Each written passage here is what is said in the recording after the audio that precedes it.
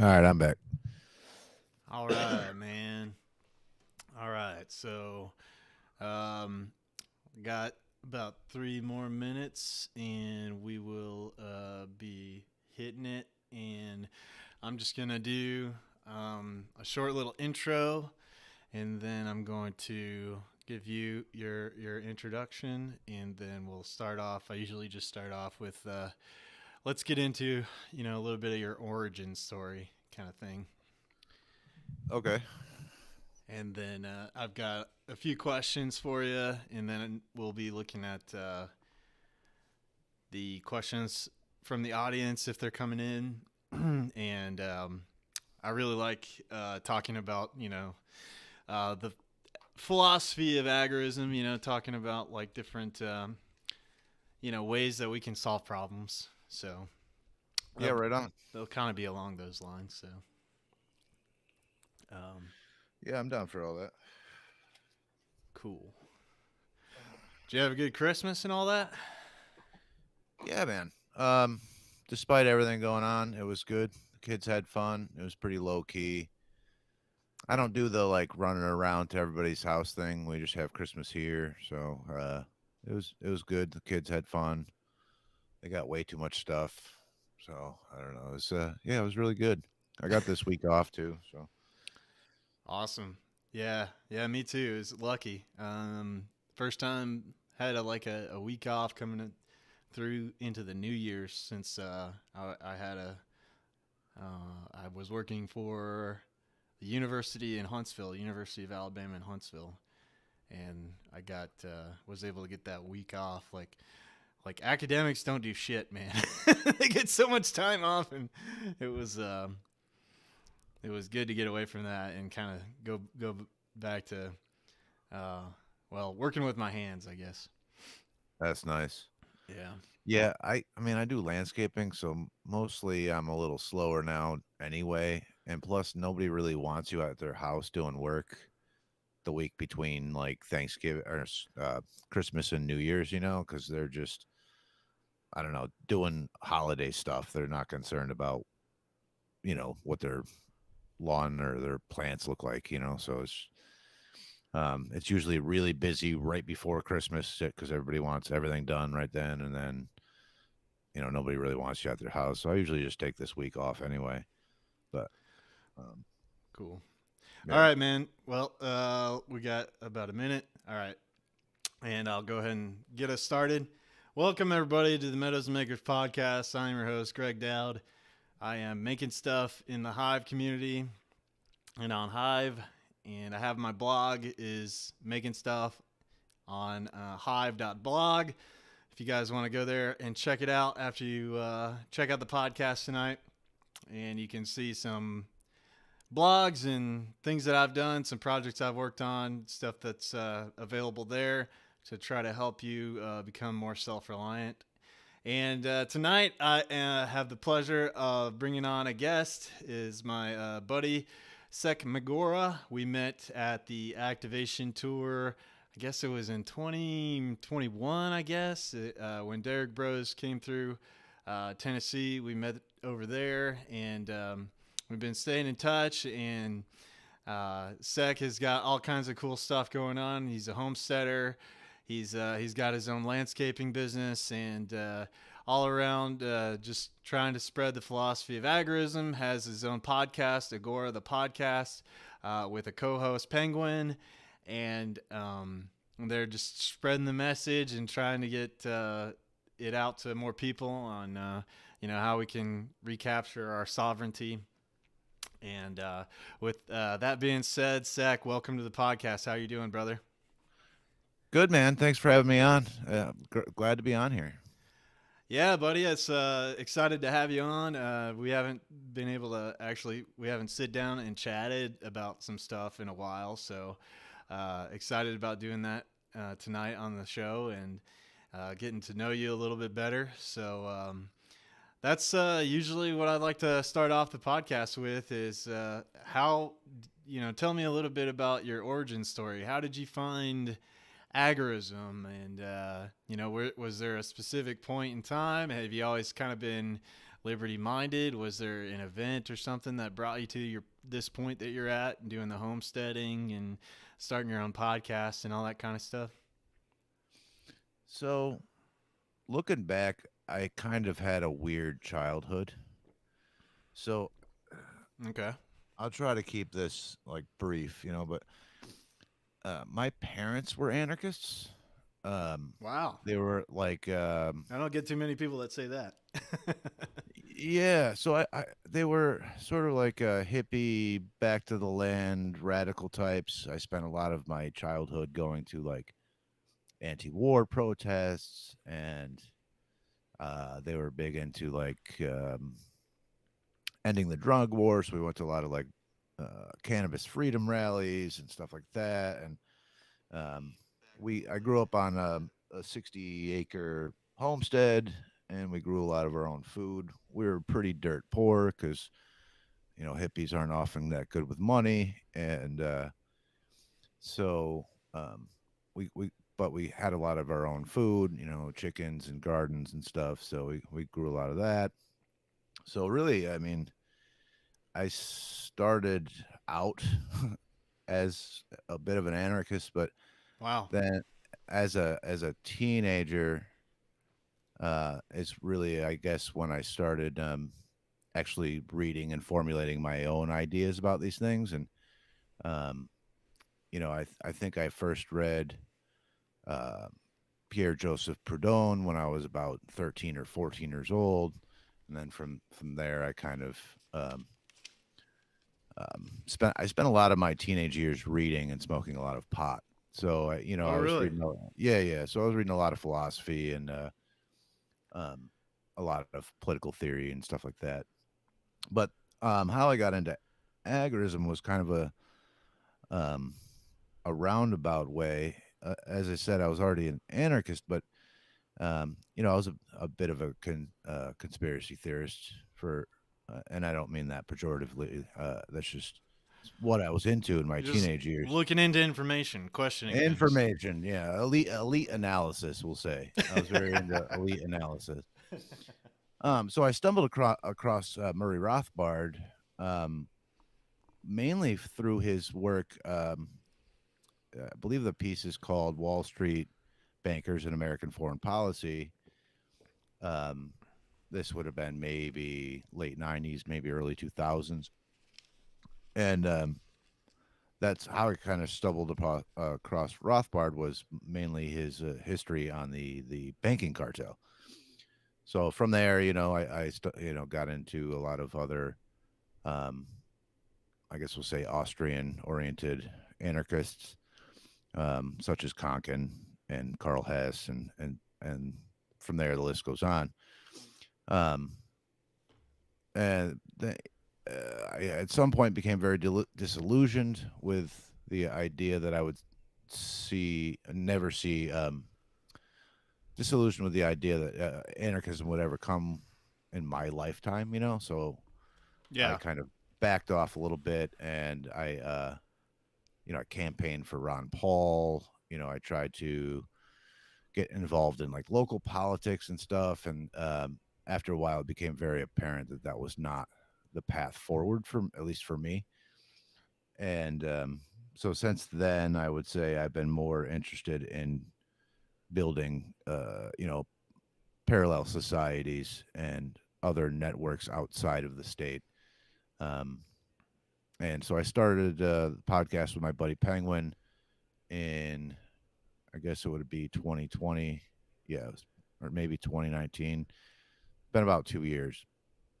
I think we're just no, so it was 2020. So we're coming up on 2 years, and so it's a podcast, yeah, about it's called Agora the Podcast. So obviously it's about agorism, but it's not necessarily like a introduction or a 101 course in agorist theory.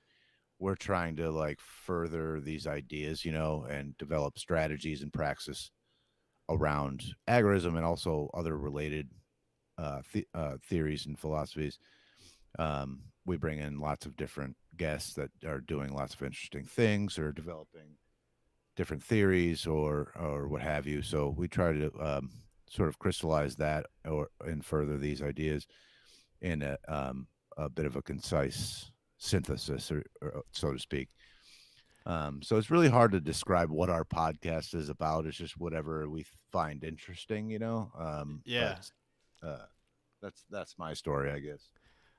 Oh, cool. Yeah, I love that because I had Shane on from Liberty Under Attack. I know you and him have been connected for a little while, and we kind of got into a discussion about that as well. As like we kind of have to put the ideas out there and discuss like potential solutions and ways of operating outside of the system, creating the new parallel system, and it kind of takes a vision a little bit to say, okay, maybe we could do this, and this is a way that we can start being proactive. We can start, cooperating on a larger scale and getting a little bit better organized in different ways and testing out things. And I know you guys have done some cool stuff with that. Like I know you presented an idea to me a while back of having like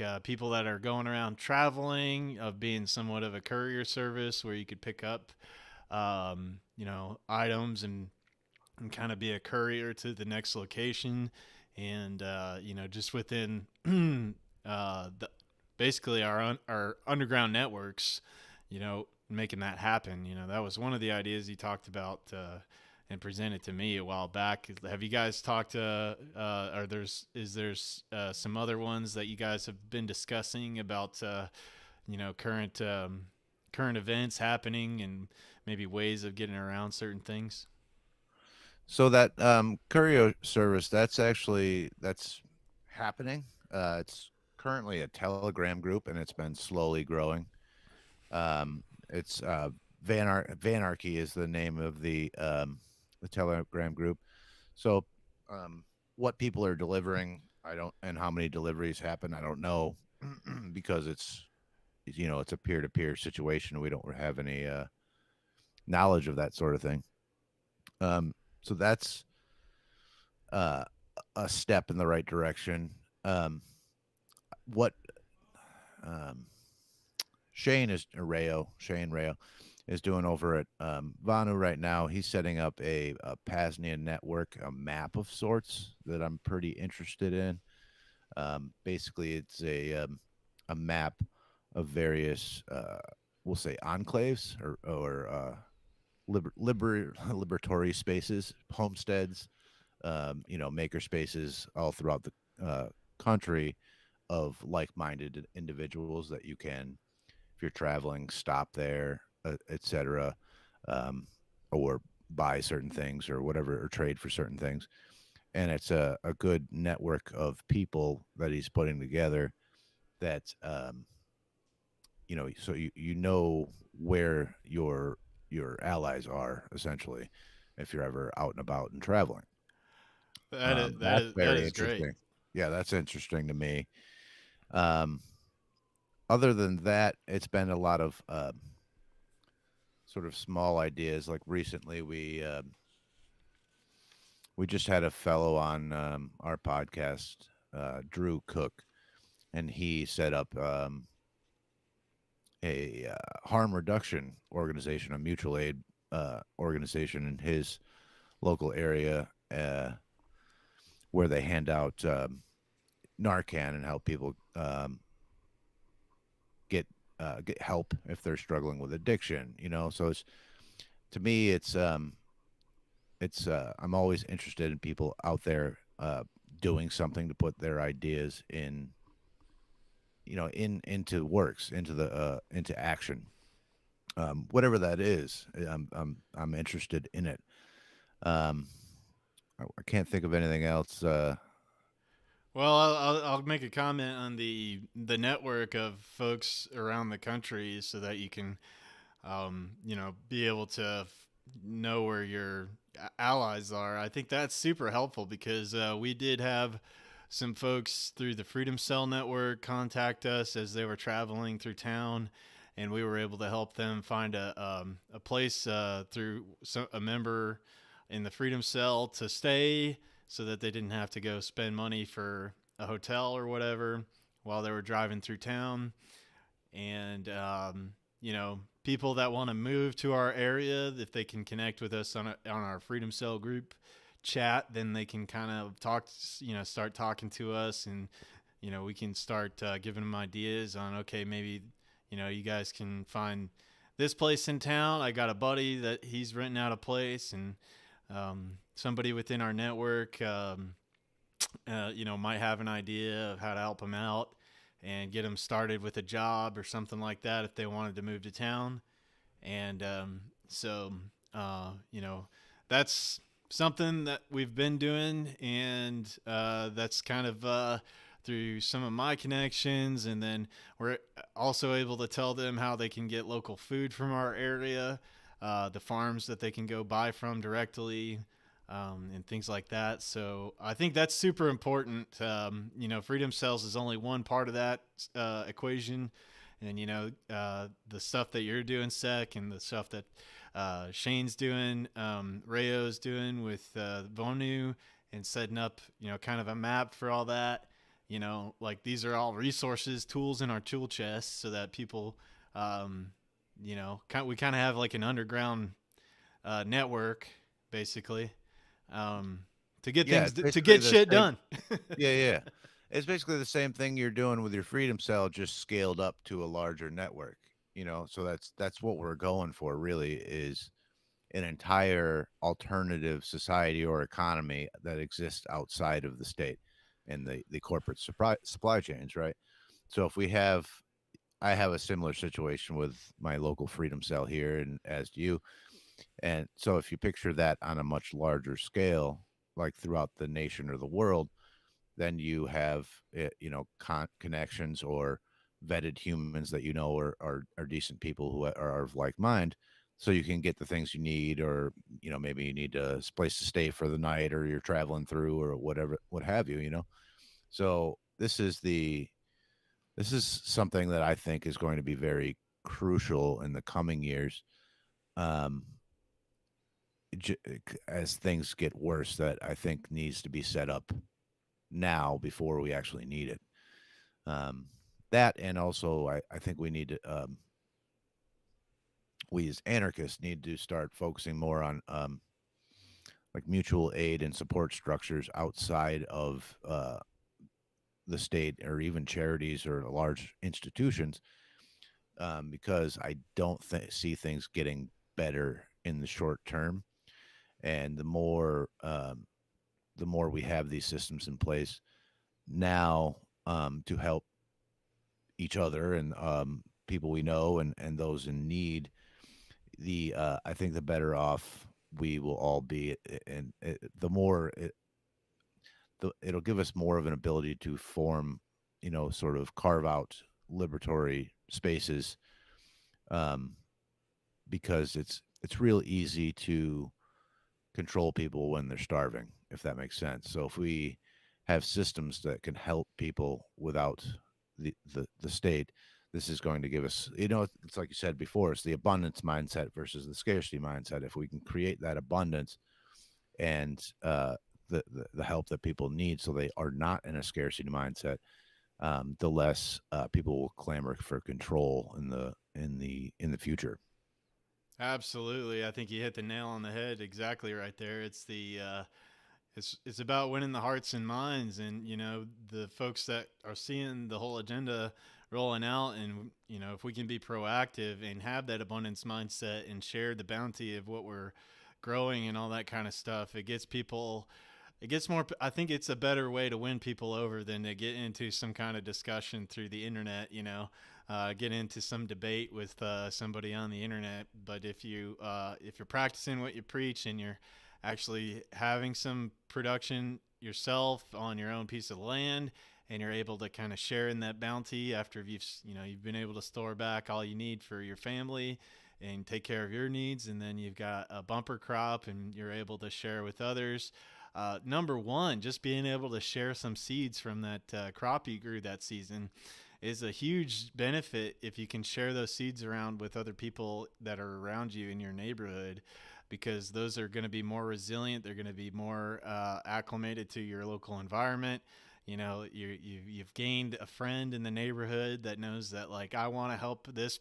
This guy is helping everybody out, and you've gained, you've created a magnanimous relationship with them, and so they know, like, okay, well, if I need to know how to grow some food, I can go talk to this neighbor, and giving them some resources, and you're like, you know, through your example, you're kind of bringing people in that direction, especially as food prices go up, and people are trying to figure out how they're going to make enough money to be able to feed their family.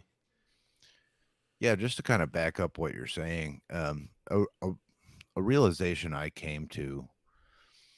So I was never really even on the internet until like 2013 or 14. So a large part of my anarchist learning anarchist theory and reading and that was all like without the internet and without the sort of the shit show that is social media. So when I came onto social media, I thought I would be able to convince people with of my ideas with like logical arguments, and I probably did. But if you sit down and like think about like do a real cost benefit analysis, uh, the amount of time that you would have to spend on social media to actually convince uh, well everyone or a significant amount of people could be better spent um, by actually just going out and doing something to further your ideas in the here and now, and couple that with the idea that I don't think most people will be convinced by arguments, and I don't mean that because they're stupid. I mean that because most people don't learn or aren't convinced by words. They have to see these things like in action, right? So, and I'm kind of that way also. So, uh, the way you're going to convince most people, I think, is actually changing the conditions um, of the society. So, putting these ideas into practice to actually start doing things. And I think you'll find that for the same amount of effort you would spend on social media convincing people, you will get a lot more benefit by actually just doing that. Because number one, you're getting the immediate benefit of whatever you're producing, but number two, you're actually convincing people also. So you're getting more bang for your buck, as it were. Now, speaking of the seeds thing, that reminds me of something that I've been trying to an initiative, we'll say, that I've been trying to do this year is trying to get more people guerrilla gardening. Okay. Um, so guerrilla gardening is, Yeah, can you explain that a little bit? yeah, just to define that, guerrilla gardening is gardening where you don't have permission to do so. So abandoned property, government property, let's see, public parks, that kind of thing. It's something I've been doing for a long time.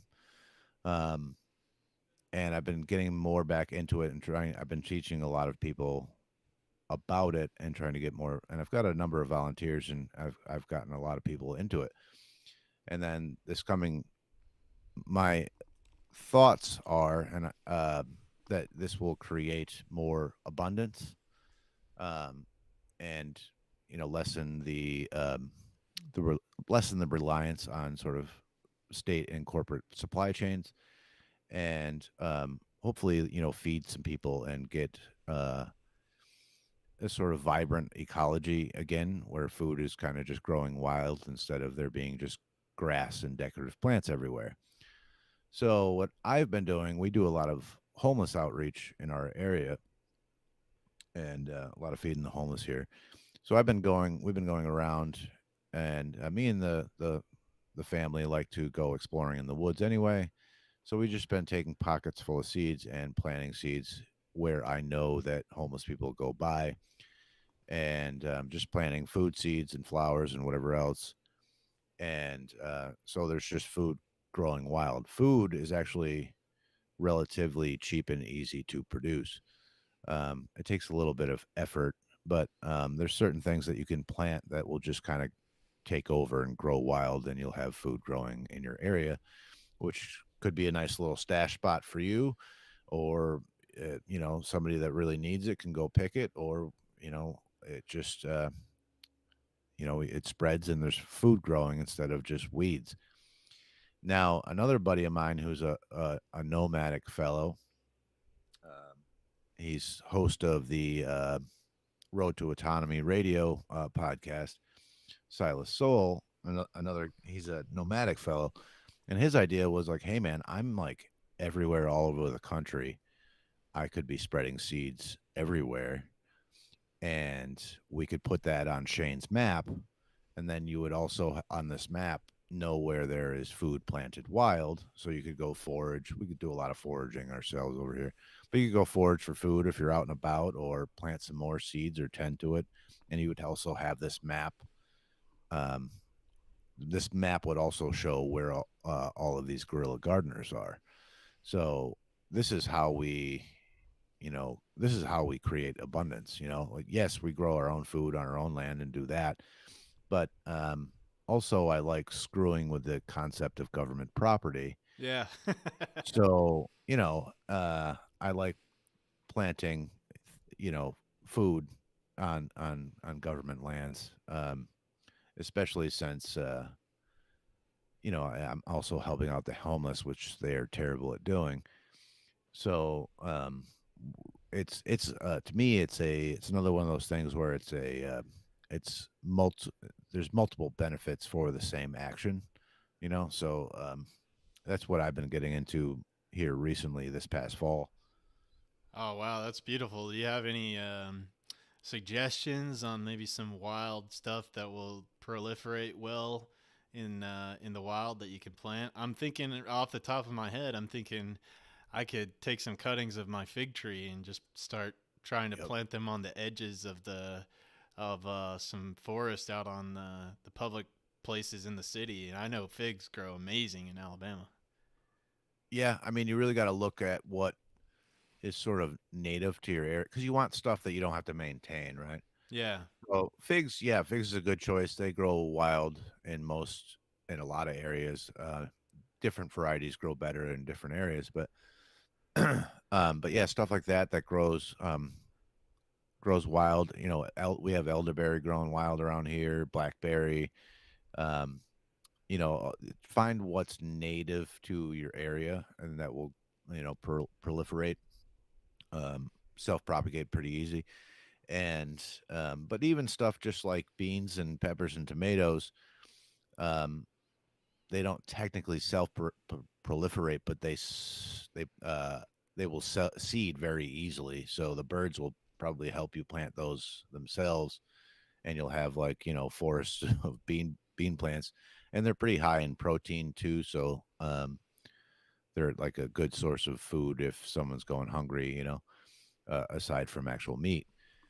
Um, but just find out what my suggestion is always find out what grows native in your area already, or what grows easily, like you know, peppers, tomatoes, beans, all that stuff grows really easy. And the bean pods will just go to seed if they're not eaten, and grow more plants. Um, but you want stuff that's going to you don't have to maintain, and you don't have to go back. And generally speaking, I have okay, so I have guerrilla garden in the sense of creating like huge garden plots before, but that might draw a lot of attention from authorities. So maybe you want to do more of a food forest method and sort of like sporadically plant things to where it's not a noticeable garden. It's just almost blends into the wild plants in the area already. Like you were saying, put some fig trees in the understory along the edge of a forest or something. It doesn't look like a garden there. There's just figs growing wild. That's kind of what you want to recreate. If you if you're really like putting in a full above ground garden there, that's going to draw some attention probably from cops, and maybe even get you shut down. Yeah. I'm speaking from experience here, but um, Yeah, It, that's what's a good strategy? Like where do you like to find places to plant? Like, are you looking at like beside roadways? Are you looking at like along the edges of like a lot of trees? Is there any specific places that you like to target and try to plant some stuff? so my goal, one of my goals is to try to create food for the needy and homeless population in my area. Okay. So I've been trying to go. I mean, really, I carry seeds around everywhere, and I just plant them wherever I find a good spot. Regardless, whenever we're out hiking or whatever, I'm just planting food everywhere. But if I'm actually like going out with the intention of solely guerrilla gardening, it's usually trying to find places where I know homeless people hang out or congregate. So like this could be anything from like an abandoned lot, near down, we go to this place near downtown, the next city over from us, and there's a lot of homeless folks there, but there's also like walking trails in a creek, and a lot of people go from, uh, the needy folks go from downtown into this like kind of walking trail back in the woods. So I plant all over the city. I plant in flower pots outside of government buildings, in flower beds. Um, I love that.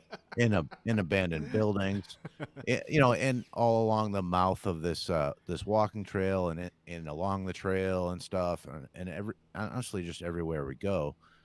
Um, Usually you're better off trying to find like on the edge of the woods, because then they aren't getting baked in the sun, but they're getting enough sun, whatever you're Okay. planting. Um, there's also like there's there's a what used to be a drug task force impound lot, and someone may or may not have been throwing a bunch of seeds in there as well. Um, there's do, all, do you do those seed bombs? I remember reading a yeah, guerrilla gardening manual, and you make like basically like a clay little ball, and then you put seeds in it, and then you can just toss them places. yep. The seed bomb it's clay, peat moss, and seeds, and they're really easy and cheap to make. Um, I have done those; they work pretty well. Depending on what you are tossing, a lot of times you can just toss the seeds, especially if it's something that grows pretty easy, um, like beans. But Hmm. yeah, yeah, you can seed bombs are a great method for doing that. Those are also much easier to throw out of a car as you're driving by. Yeah. Nice. Yeah. Um, there's also a in the same city I was talking about. I live in a tiny ass little area. I'm in the sticks, but there's like what you would call a small city, like the next town over, and they have um, this like gated in area. It's the cops. It's I think it's the sheriff. I don't know, but they have a bear cat in this like um, this fenced in lot or whatever. So like right above this place is a railroad tracks, and you can walk along the railroad tracks. And if somebody hypothetically wanted to, you could throw a whole bunch of seeds in there, um, like cannabis seeds or something, Yeah. inside cops inside this cop lot, where they got all their M wraps and stuff. So you could have a whole lot of fun with this as well. Like you could. I like pranks like that. Oh, So that's a not beautiful only idea. can you can it's kind of a fun hobby. I really enjoy doing this a lot, but Oh man, um that reminds me of a quote that I think Michael Malice talked about it with. I think it's Emma Goldman said, "I don't want to be part of a revolution where there's no dancing." And it's like, you got to have fun while you're doing this stuff. exactly right. Yeah, yeah. Yeah, so you can, I mean, yes, there's the practical reasons for doing this, but you could also have a whole lot of fun just screwing with the cops too. Just Yeah. eh, you know, um, I love that idea. it's fun. So that's I've been doing a lot of that lately, and I believe it or not, I've gotten probably dozens of volunteers, but people getting into doing this, and they're sending me videos all the time and stuff. So Oh man, it's been that a does whole lot sound of like a lot fun. of fun. Yeah. It really is. Plus, I don't know, like me and the family, we like being outdoors and hiking in the woods and stuff anyway. So it's like you just carry some seeds with you wherever you go, and we're out hiking or doing whatever, walking around, exploring, and you just plant seeds, just as you're walking along. So, Awesome. I have one comment from Jack Dub um, in the chat here. He's saying spread the raspberry, mint, and cannabis seeds far and wide. And he also said that the dandelion leaf is very nutritious. not just the leaf, we do a lot of dandelion greens and salads and stuff, but the root, the flower, and the stem. The dandelions is actually a super useful plant. Why we're trying to get rid of those, I'll never know. But dandelion root is a great medicinal herb. We do a lot of foraging here. Um, it has a ton of medicinal qualities for nausea and immune system and all kinds of stuff. So yeah, dandelions are super beneficial. Yeah, Um, go Go ahead. ahead. Oh, the mint thing. Yeah, careful where you're spreading mint because that stuff will take over everywhere. So yeah, if you want a plant that's going to take over an entire area, plant some mint. But that might not be a bad idea to plant in like you know uh, a cop's impound lot or something. You know. Yeah, yeah. At least they'll smell good. um, Speaking of that, so I know that you guys and your partner, she makes some tinctures and stuff. So uh, she's kind of a chemist, from what I can understand, and she can make all kinds of cool stuff. What are some products that you guys have and you guys are doing out on your homestead? Yeah. So my lady, she's a wizard, man, like a real life wizard. And a couple of years back, she made a hard turn into getting into herbology and herbal medicine, plant based medicine, what have you. And so she makes a number of I don't know, salves and tinctures and creams and body butters and what else? Yeah. Oh yeah, tooth powders, stuff like that. I mean, just all kinds of stuff. And it's all from things we have either grown, foraged for, or traded for. And most of the stuff that we traded for is stuff like beeswax or tallow, um, stuff that we don't produce here. But most of the plants, which is the base of a lot of it, we either grow or forage for. And in addition to that, she's making a lot of different remedies and fire ciders. And right now, she's been making beef tallow body butter, which um, it's Mm. basically it's tallow, arnica, arnica or cannabis. She's got both, and I think a little bit of coconut oil, and it's whipped fine, and it's like good for skin and stuff. So I mean, she makes everything, dude. My house is like a weird, like wizard's laboratory. You know what I mean? Yeah. She makes homemade soaps. I'm literally looking at her shelf right now. I don't know. She's got jars and jars and jars of different mixes and different stuff, and it's all, man. You wouldn't believe like it actually works. You know what I mean? Like a lot of stuff you buy at the store, you're like, I don't really notice that, but because she kind of makes it fresh from stuff we grew and it hasn't sat in a warehouse for months and months and whatever, Yeah. um, it actually works for a lot of different remedies. That whatever we need already kind of grows from the earth. So it's just a matter of like putting it together in the um, right compounds. But yeah, she is an actual chemist. Like she went to school for that.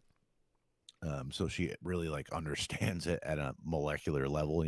Wow, wow. How did you guys meet? How did you meet each other? We met through anarchist circles online a while back. She was a fan of.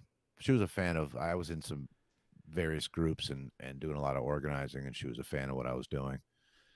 Um, Oh, wow, that's cool. yeah, yeah.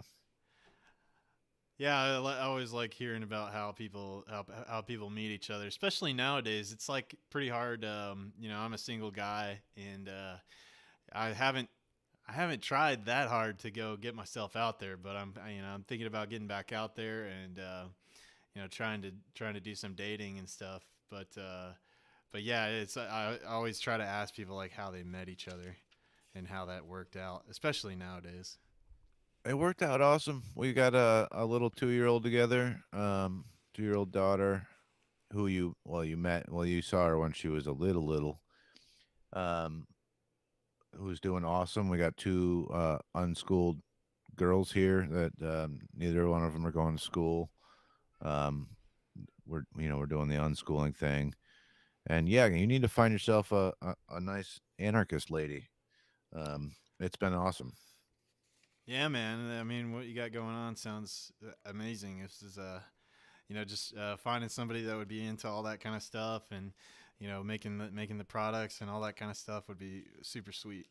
Um, so you mentioned the body butter. That's interesting. I recently heard that from somebody else through. I think it was Jack Spirko's podcast. They're making like a product like that using pig fat, and they're talking about the benefits of using fat Yeah, in the it's uh, amazing.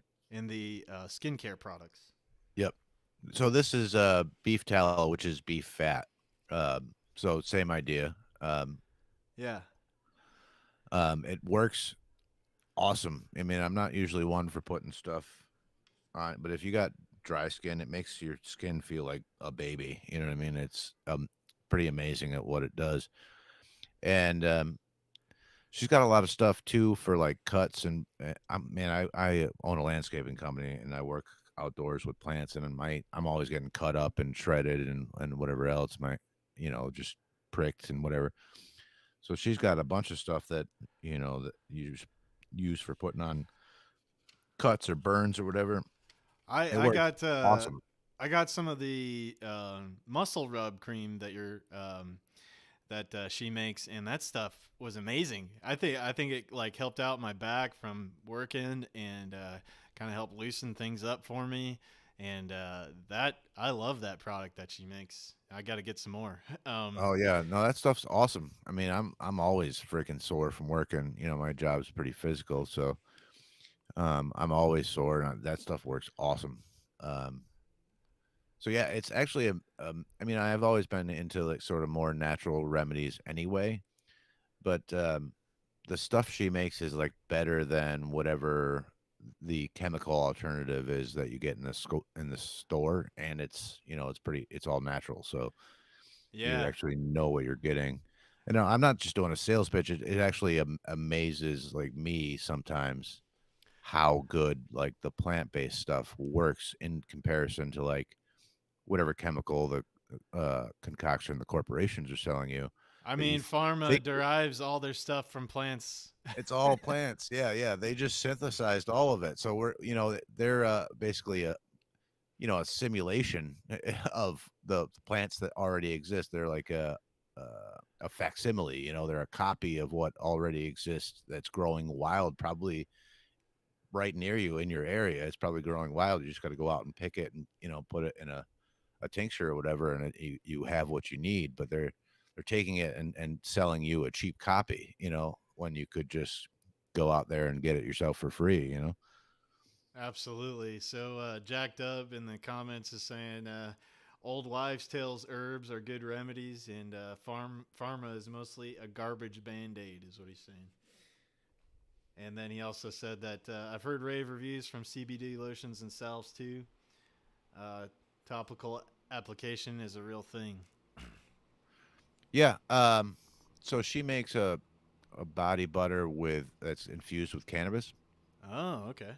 Um, it won't get you high, but it definitely works very well topically for like sore muscles and stuff. It's even better. I think it's even better than the probably better than the salve that you got. Oh, okay. Um, but it's good for the skin as well as pain, in sore muscles and stuff. So she puts that on me all the time. It's awesome. Um, Now, you do something cool on your podcast that I find that is really awesome, and I'd like to start doing it myself a little bit. Instead of like running ads for like companies and stuff, you run ads for your friends that are making things yeah. or Well, people I you got bought products from, and you mhm. vet their products and everything. So I got one right now for my buddy Daggerist from Agorist Acres, who you Yeah, had I on. had him. Yeah, I yeah, had him on the podcast. I like yeah. Doug. That's right. I saw that episode. That was good. He donated a bunch of seeds to me for my guerrilla gardening project, so he's all in on that. So that's where I got an ad for him. And if anybody's interested in guerrilla gardening and you go see him at Agorist Acres, he'll hook you up sweet if you tell him I sent you. And then yeah, I mean I try to people that make stuff and that I actually use their products and stuff. I try to boost their signal. I got another one for my lady, obviously, but I got one for like we have patrons, and I get paid in beef jerky for someone being a I patron, saw that. Is which is that awesome. Keto BJ on Twitter? That's BJ. Yeah, Keto BJ. Shout out to BJ. She I gotta get her on the podcast. Yeah, she makes some pretty awesome ground beef jerky, which I was kind of leery of before I tried it. I'm like ground beef. I never heard of that, but it's actually really good. Something about the ground beef, you can get the texture just right with the jerky. Um, so I've been buying her stuff for a while, and then she started paying me in jerky to be a patron, and then I've been running her ad also. So yeah, man, just people that I that's kind of the community that we've built up around our podcast is just like a community of like doers and producers, people that are actually doing stuff, and we kind of all stick together and help each other out and trade back and forth. Um, but yeah, that's the my lady was just saying that she's like I can't believe how awesome the community that like built up around the podcast has been. Just a solid lineup of like Just doers and makers. You know what I mean? just people that are crushing. Exactly right. I'm like, oh, this is awesome. So now it's like, if we need something, it's like, well, we know a guy, we know somebody that does that here, and just hey, I got this. You want to trade for that? Okay, good. We just got our own little network going. Absolutely. So I just dropped your link in the podcast and in the chat room there for folks to go ahead and subscribe to Agora the Podcast there, and it will also be in the show notes. But yeah, let's get back to I think a big part of kind of living the living agorism is actually having some kind of entrepreneurial enterprise that you're working on, and at least having that as a goal in your life. Like how did you get started with your business, like your landscaping business that you mentioned? So this is the second time I started a landscaping company. So my father was a landscaper, and I grew up working for him when I was a little kid. So by the time I was like 18 or so, I already had a lot of skills under my belt. Um, Okay. you know, more than most grown men. I already knew how to do all that, so it didn't take me long to just. Honestly, I learned a lot of about running a business from selling weed as a teenager. So you just kind of learn Right like, on. it's customer service. It's, putting a good product. It's being able to talk to people. It's, being able to do quick math in your head, and knowing the value of what you have and what the person's willing to pay. So, and just kind of being like, doing good business, like um, don't be shady, do what you say you're going to do, provide a good product, and don't cheat anybody. Yeah. So, so when I was about 18 or 9, by the time I was 24, I was, running a business, making a couple 100,000 a year with my first landscaping company that I started when I was about 18 or 19. Wow. Wow. And it started out by just doing side jobs. You know what I mean? Like, Yeah. Yeah. Yeah. I was working for another company and I was doing side work on Saturdays, and then I picked up some mowing accounts, and it got at a certain point. It got to a point where I couldn't do both, so I just said screw it and struck out on my own, and I sold that business in 2012, because it actually grew too big, and Oh wow. it was just way too much for me to it Manage was all of too it. much. Yeah, it was too much. Man, I had like 6 or 7 crews. I had a production manager. It was too much going on. I was a workaholic back then. Yeah. So I sold that one, and I was like, I'm done with that. I just need something with less stress. And I was going through a divorce at the time too, so um, I needed a change. And then I was working for other people again, and I'm like, this is the same amount of stress and lack of freedom. I'm just not making this money anymore. You know what I mean? I'm making less money now. Yeah. You know what I mean? So I'm like, so a couple of 3 years ago or so, I struck out on my own again, and I just built up another business again, and it just takes getting out there and doing quality work, and you got to beat down some doors sometimes, and if you do, show up, don't screw anybody, and do quality work, you'll never hurt for business. Um, so it's been Okay. pretty well.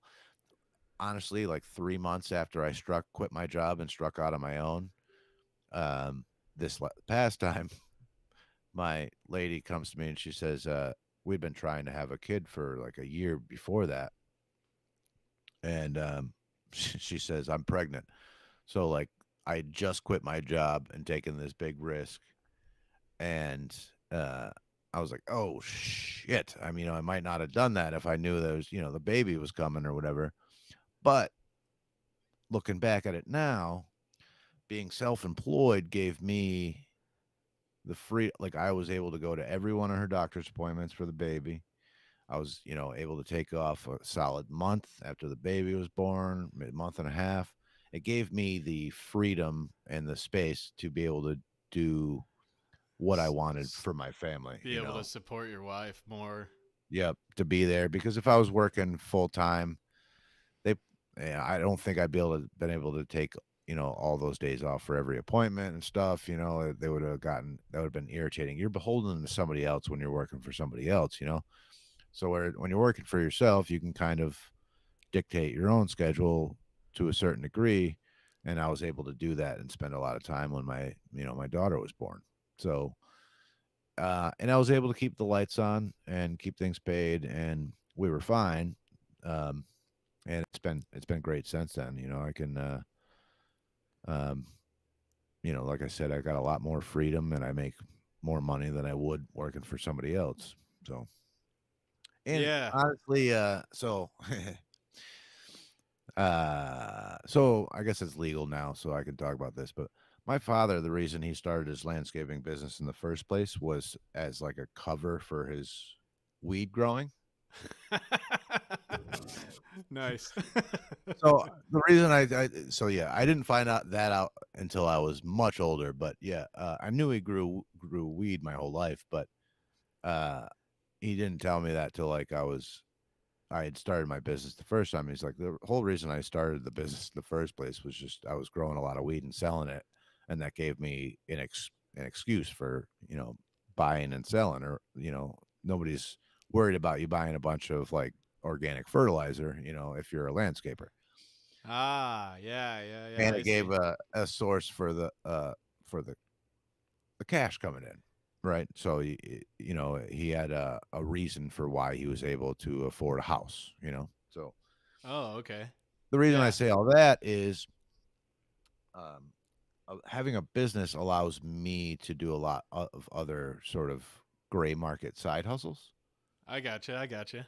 So, um, I have a white market business, but that's also is a great cover for a lot of uh, other hobbies, and like I said, gray market side hustles and whatever.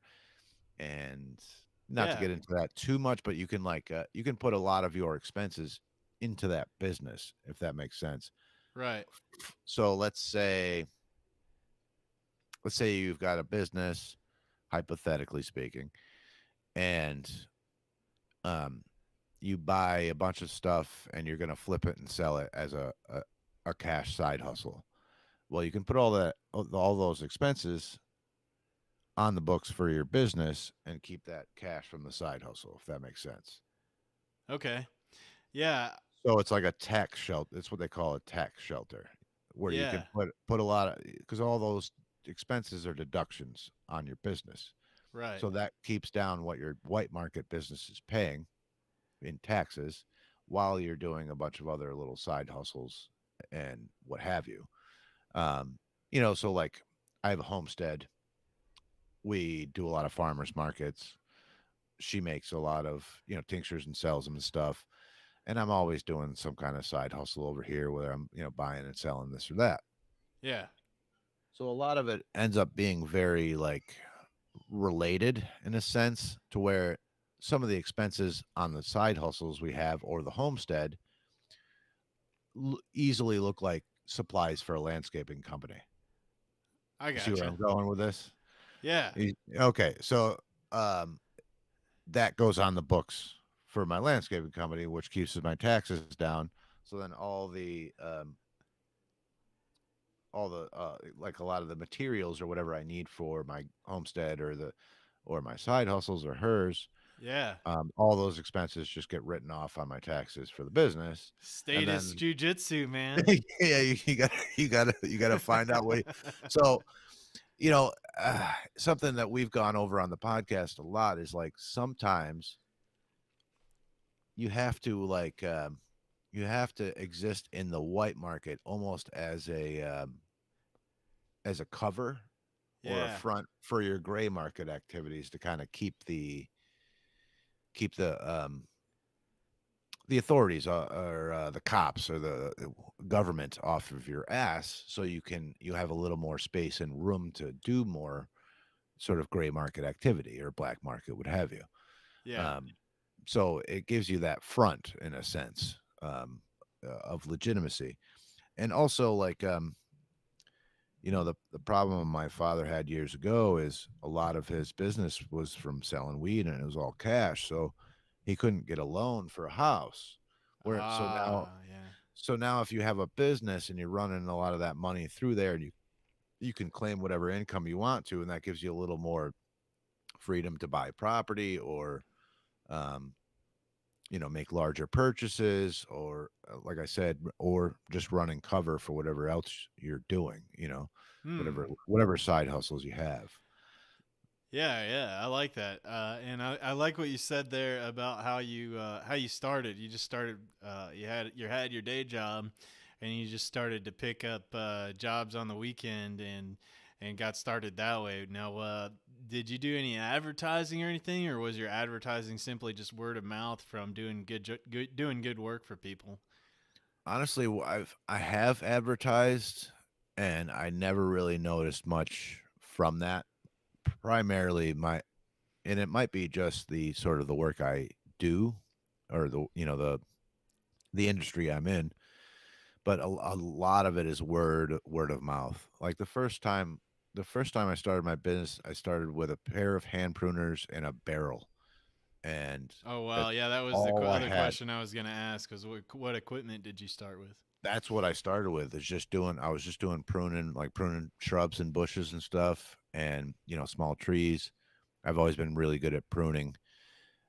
So I started with that, and all I had was a $20 set of hand pruners and a barrel, and that was it. And then from there, I bought myself a pickup truck, um, and then bought some mowers later on. But I built it up, and just started doing side work. And you know, when you start to blow up, it feels slow at first. It's always slow. It's always going to be slow your first year. But when you start to really blow up is sort of when you get referrals from referrals. So like Oh, okay. you do work from somebody, and then you do really good work and they refer you to somebody else. But then when it starts to grow exponentially is that person that they referred to somebody else starts referring to their friends also. It's And if you it's literally going viral. it's pretty much going viral, and then all of a sudden you're like, you're getting all these calls, and people are, it blows up, and it takes time to build up that reputation. So your first year, at least doing landscaping, is going to be slow. There's just no way around that. It's just doing the work, doing a good job, building the Yep. reputation. Yep. I mean, I have dropped flyers off on doors. I guess you could consider that advertising. Yeah. Um, I have definitely done that. If there's a neighborhood I want to get my foot into, I'll go canvass the whole neighborhood and put my business card in all their doors. So I have done that. I guess that's kind of advertising, but any I have paid for advertising before, and I've never noticed any kind of return from that. So I don't pay for advertising now. Um, Go ahead. I think that's brilliant. A landscaping business of some kind, um, and then just for permaculture, if you're doing homesteading or anything permaculture, anything that you're taking off of somebody else's land through landscaping, you can help bring onto your land to compost and start building your soil up and making your soil better and making everything just enhanced even more on your own property. Oh yeah, I'm always bringing home plants and leftover dirt or compostable material or all kinds of stuff that people will pay me to haul away, and then I'll just use it here, um, or if it's like I got end up with a bunch of extra plants, I'll give some away or what have you, or plant some here. Um, Something I have been trying to get more into, and I do a little bit of it, but it's not. Um, it's a very small niche of my clientele is getting more into like building food forest and permaculture and homesteads, and I've been doing quite a little of that. I've got a number of customers that I'm like building homesteads and putting in food forest for. Oh wow. So that's fun. I would like to do a lot more of that, but it's not my primary clientele. I guess it's not the majority of my work right now. Yeah. Um, Majority of my work is putting in pretty formal landscaping for rich folks. That's where most of my money comes from. Yeah. Well, we've been attending our Freedom Cell group. We've been attending the Self Reliance Festival in Camden, Tennessee. Um, I think we went to like the first four of the events, and Billy Bond has come to one of the last ones we went to, and he gave a really good talk on how you can get free chicken feed from local universities and public schools and restaurants by going into those places with like a shirt with your like business logo on it or something like that, and like a polo shirt or something nice, and saying like compost creators or something along those lines, and approaching them about you want to do your part to save the planet, and you want to build soil, so if they have any food scraps, then you can take it off their hands and take care of it, help build soil. And he's been successful doing that. And it was funny in the presentation. He's a black dude, and he said, if you got to go hire your local black person and bring them along with you, because that's just kind of the world we live in now. Is like people want to give stuff to minorities and stuff like that. So he threw that out, and everybody laughed, and it was pretty hilarious in my mind. That Talking that's about. great. I love that kind of stuff. I love turning like waste streams into something useful. You know what I mean? Yeah, That is exactly. my jam. I do a lot of scavenging, and just finding like free stuff or people that are throwing stuff away that you can use. That's right up my alley, especially like food scraps and whatever, so you can feed it to your chickens or throw it in your compost or whatever it is. The amount of waste is incredible. We had a one of the folks on the blog through Hive, what was formerly Steam It. He would go around his community and just dumpster dive, and the stuff people were throwing out on the street, turn around, put it in his little apartment or whatever, turn around and sell it. And like that, he made a living doing that. There's just so much waste in our society. It's incredible. Oh, dude, we waste way too much. I mean, we could feed the entire planet with just what we throw away. It's disgusting. And if it wouldn't take very much to make use of a lot of that waste in some way or another. You and I are both pretty big fans of Carl Hess and the book Community Technology, and you can very quickly imagine how we could, you know, change our societal structure and our economy and our, sort of our relationship to production in a way that was like much more ecological, I guess, but also just less wasteful. A lot of the stuff that we throw away it could be reused and repurposed. I mean, even food waste. We could be feeding all this to our hogs or whatever, just setting up the waste streams. But a lot of times, this is actually like illegal to do. Um, uh, Not so much with the hogs, but there's legal liability around giving away a lot of this food. Yeah. People get That arrested that for that all the time. So that was the caveat that he said. Don't mention anything about feeding it to animals. It's going, in the soil. It's not going to be touched by any animal or any human. It's just simply going into the soil. And that's why he said to present yourself, professionally, so that you're just not some, dude off the street that's, starving, looking for some food to get out of the dumpster or whatever for themselves. Like, make yourself look like a professional operation, and you know, um, do what you can. Use the whole, you know, sustainable agenda. Use it to your advantage. And because this is especially at universities, they're all for that stuff, saving the planet, everything like that. I remember I did work for academia there for a little while for the University of Alabama in Huntsville, and they had a whole like sustainability guy on their campus, and like how can we make things more ecologically safe and better and things like that. And I think they're always looking for some kind of way to do that because it makes their ESG scores look good or whatever. So it sounds like your buddy is actually going for like actual sustainability, not some sort of like UN corporate slogan, about Abundance sustainability. permaculture, yeah. Yeah, Yeah, there you go. Exactly. he's doing permaculture. Yeah, exactly. And that to me is more sustainable than anything that, Agenda 2030 is proposing, is actually on a very peer-to-peer level going to find these waste streams and making use of it in and building permaculture on your own property. That to me is more ecologically sound than these people that, trusting your local WEF or whatever, or who are driving around in private jets. If you're concerned with the environment, as I am, it's going to happen locally on an individual level, and it starts with like kind of producing our own food, but also finding uses for a lot of our waste and the stuff we throw away, and just not being a consumer.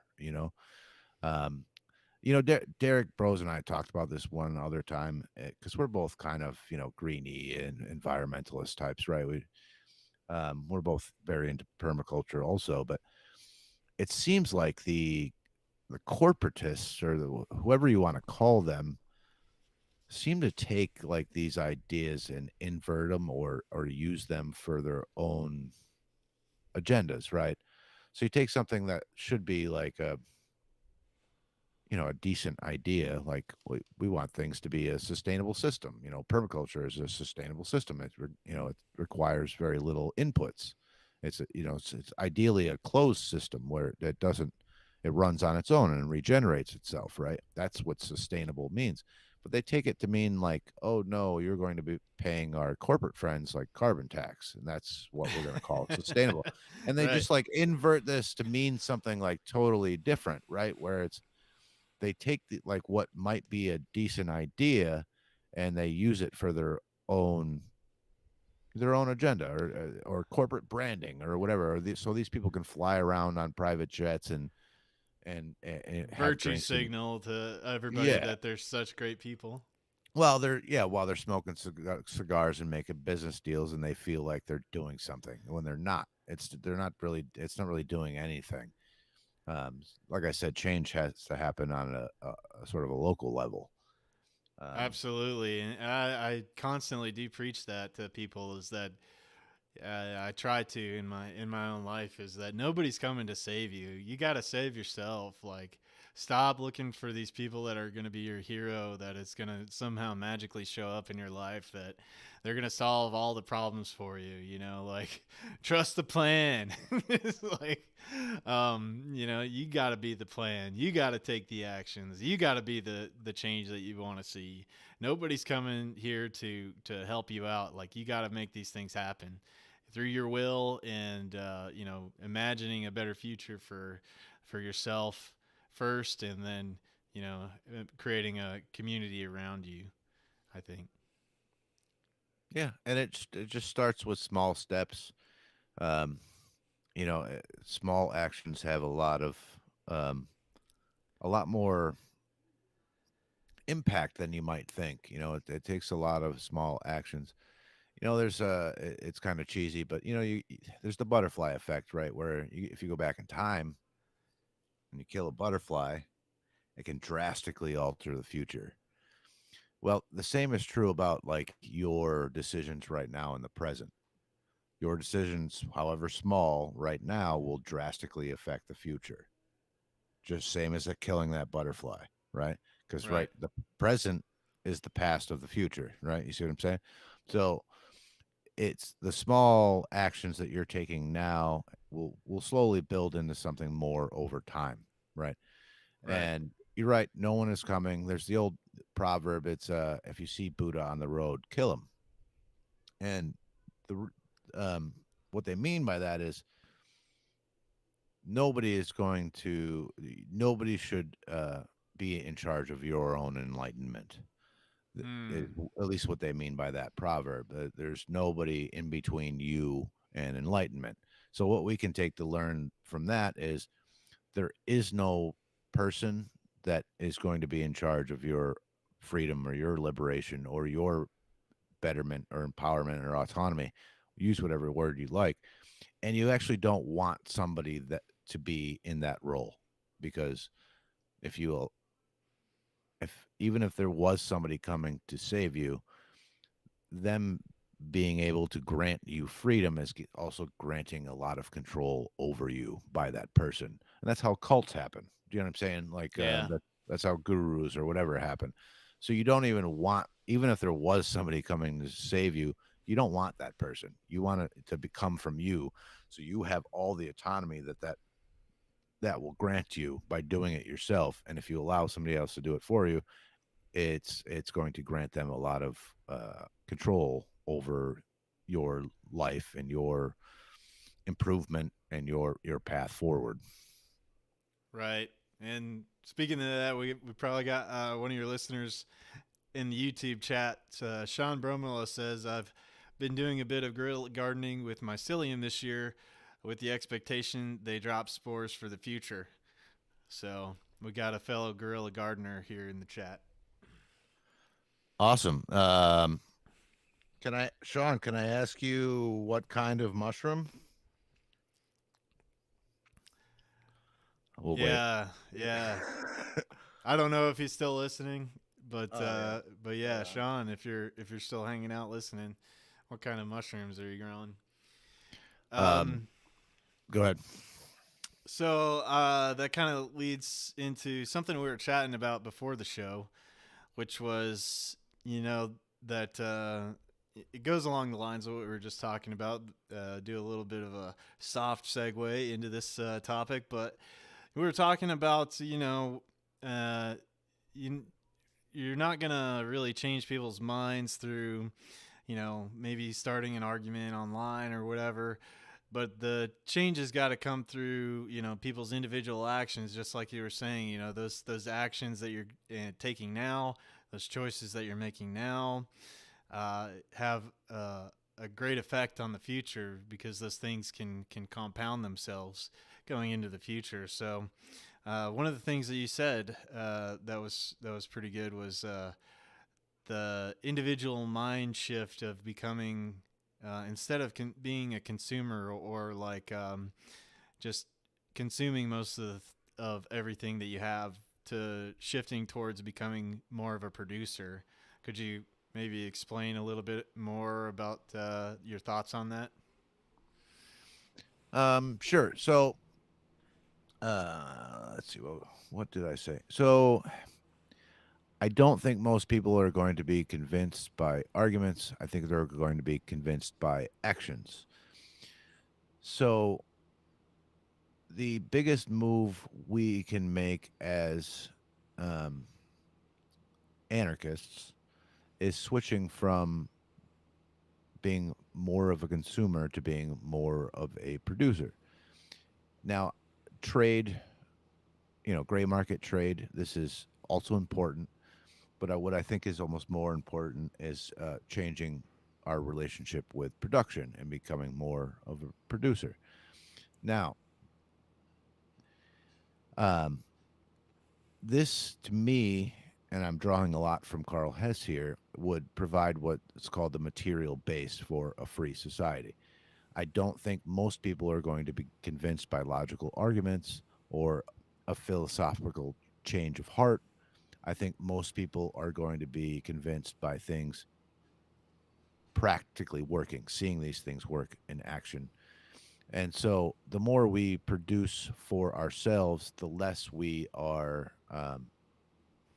number one, the less we are granting other institutions control over the things that we need, like corporations, the state, etc. We are producing these more closely, which means we have more of a direct impact on how these things are done. And so the more we as humans have a direct impact on how these things are done, the more control we have over our own lives. Follow me so far? Yeah. So this would create the material conditions for us building a free society is actually being more of a producer and keeping production more at a local level rather than production and technology existing to sort of serve large institutions like corporations or the state or think tanks or whatever the thing is. So it will be more receptive to the needs of the people that are involved, whatever that thing is, whether that's gun manufacturing or food or clothing or music content, whatever that thing is. Um, we as humans would have more direct control over this. And now, once this sort of shift takes place, people will directly see the benefits of this type of societal arrangement. And so it doesn't matter how much or little Rothbard or Hess or pick your favorite anarchist thinker they've read, it doesn't really matter. They're making the switch because they see that it materially benefits them and works better, if that makes sense. And to me, this is almost more of a convincing situation than spouting off, theory on the internet. You know what I mean? Or whatever the thing is, or trying to convince people because this political theorist said XYZ thing and that's why you should be convinced of my ideas. It's actually showing them in your own community how this type of social arrangement would be more beneficial for all of us, right?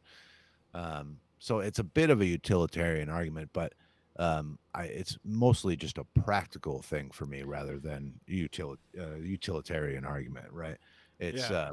the to me the most effective way to convince people while also benefiting yourself and also building this material base I was speaking of for a free society. Yeah, well, I'll give you an example. I'll give everybody an example of that. So this Christmas, I instead of going out and shopping to find gifts, I had recently invested in a nice 3D printer. So instead of going out and buying the gifts, I simply just printed some. Sorry, a little bit of cough there. Just printed some for my niece and my family, and was able to cut out going and getting involved in the crazy consumerism out there. Giving my money to these corporations that are all into this ESG crap and all that stuff. And so, right now, even though things are tightening, it seems like the grip is tightening on humanity and locking things down in the normal economy, the above board economy, that we have a lot of technology and tools at our disposal now that would allow, somebody, I would probably have to make a clay model or something like that, build an injection mold, all that kind of stuff. And now I got a machine that can do that while I'm sleeping and does it very well, pretty accurately, to build stuff like that. One of the guys that's in the chat right now, Jack, he just recently made a post of creating something useful with his 3D printer that he needed for his hydroponic system. He created his own little T-split for some hoses for his hydroponic system. And there's plenty of examples of stuff like that, especially if you're a homesteader, want to be more self-reliant, things like that. These little parts that you would have to go down to the hardware store and spend the gas to, get down there. You spend cents in plastic to put through your 3D printer, and now you have a part that you can use for a replacement, or a part that you needed for some plumbing or some kind of fitting that broke down, or repairs and stuff that you would otherwise have to purchase. Yeah, that's awesome. Yeah, we made a bunch of presents here for most of the people. We tried to buy as little as possible, but you're right. You're getting to a point where like even a relatively poor farmer can afford a 3D printer to print parts for whatever hydraulic hose he or fitting or whatever the thing or something for his irrigation. The machinery is becoming much cheaper to acquire, which is good news for a lot of reasons. Mostly, it kind of dovetails to what I was just talking about in the sense that it becomes much easier to produce things and cheaper to produce things yourself, or you and a couple of neighbors or your local community. It's very much easier to buy these machines and just start printing them yourself, and you don't have to rely on the like you said, the above ground economy or the corporate supply chains or any of that.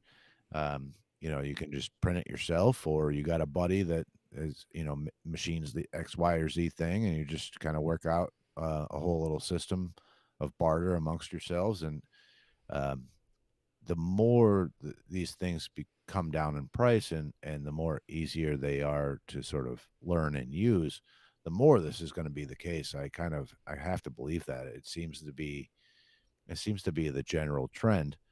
And I think more and more people are becoming more interested in sort of DIY projects and building things themselves as a hobby even.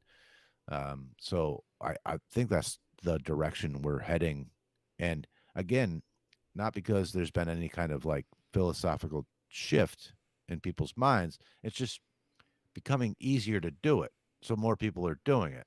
You know what I mean? Or cheaper to do it, so or more convenient to do it, so more people are doing it, and that to me is a good sign, I think.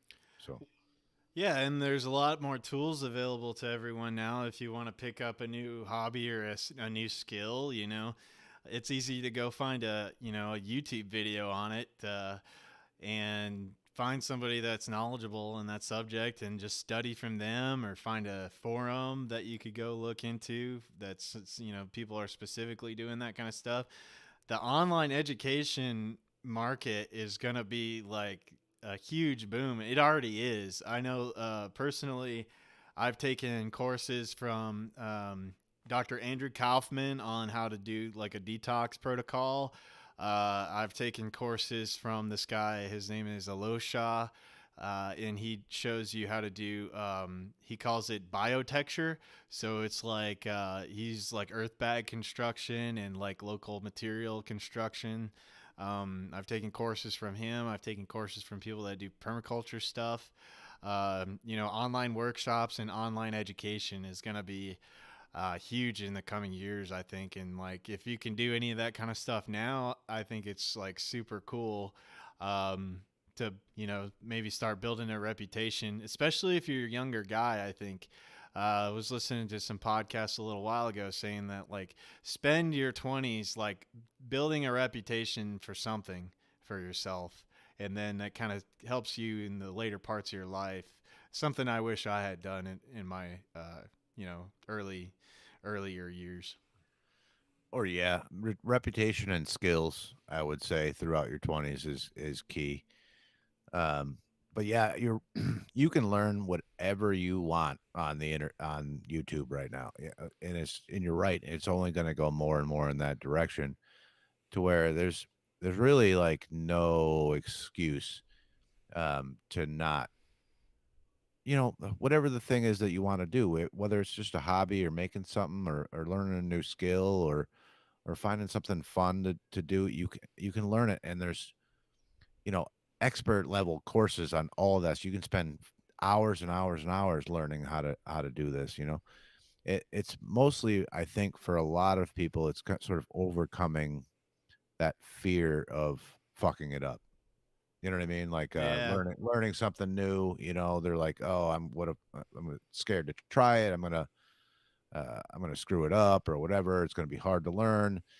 And I mean, yes, all of those things are true, and you have to screw it up and screw it up until you learn how not to screw it up, and then you get good. And it's just like you can find all the information is out there, on whatever subject you want to learn, or whatever hobby or skill you want to learn. It's out there right now, for mostly for free. So yeah, you can pay for some courses for more one-on-one stuff or whatever, but most of the stuff you can just sort of trial and error and learn how to do at home. And I don't know. My lady has a podcast with a friend of ours, and they just go over. They basically learn a new skill, and then they go over it on the next episode and say, "Hey, this is what we screwed up on, and this is what we learned, and this is how to do it, and whatever else." And you can definitely try it too, and it's awesome. There needs to be more of that, I think, because I think people need to realize, like, whatever skill you're going to learn, you're going to suck at it, and you're going to screw it up, and it's fine. Like, that's just how it goes. You can learn all you want from videos and lectures or whatever, but you really just have to like do it. Like, you have to go do it and screw it up a couple of times and figure out what you did wrong, and then do it the right, figure out how to fix that, and then you get good at something. And most of, at least a lot of the skills that and hobbies that I have, it's a lot of hands-on stuff. So you can learn a great deal on the internet or whatever, but you actually have to just go do it at some point. Yeah, yeah. One example is one of the guys in our community is handle is Normok, and he was able to trade weekends and some beers with a friend of his to teach him how to weld. And he turned that skill into going up to the Dakotas to go work in the natural gas industry and make some good money for himself, just by a free education from a friend that had some time and wanted to hang out, and he was able to show him a skill, and was able to leverage that into, you know, a some work that provided, a good source of income from him, so he could build a nice future for himself. And he's used that to, I think he's got his own little homestead going on up there in the Dakotas, and got a nice little place that he's built for himself up there. And actually, another person from our community, Rondon, was able to go up there and help him out and help do that. And but yeah, it's different things like that. I think Curtis Stone has talked about it as social capital. I guess is another form of wealth. Who do you know? Who can you learn from? What can you do? And that's something that we've been doing at our local Freedom Cell meetups. We do them like once a month, and we've been attempting to each month try to bring in somebody that can, at least give you like an introduction to a new skill, and talk about that as a group. Yeah, that's awesome. That's what freedom cells are supposed to be, And that thing with your buddy trading out for bartering for learning a skill, that's awesome. That's the stuff I love to see, man. And just kind of making something from nothing and turning it into like a marketable skill so he can benefit himself or do better for himself. That's I love that kind of stuff. Yeah, a lot of I think it's the education system that's really kind of left people without creativity, because I've heard Curtis Stone. He was a broke guy. He was in a band, and he just said, I started urban farming because I was able to make deals with people in his neighborhood to farm on their lawns. And he grew that into a thriving business for himself. And he didn't have the money at the time, or couldn't get the loans because he didn't have a good standing with the banks, and wasn't making very much. And he built that by putting into the work and thinking creatively, instead of a lot of people I talk to that are, you would probably classify as a normie person. They come against a wall, it seems, in their thinking, where it's like, well, it doesn't fit into this way that I've been taught to go get your 9 to 5 job and make the money and stay with a company. And maybe I move to a different company, but I'll never really get ahead there, and I'll just be doing the same thing over and over and over.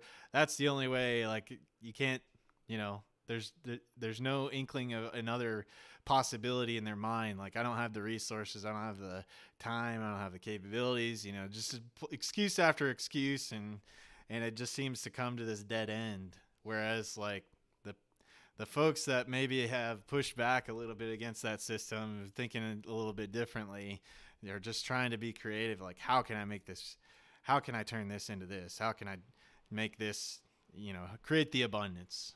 Is what I'm trying to say. Yeah.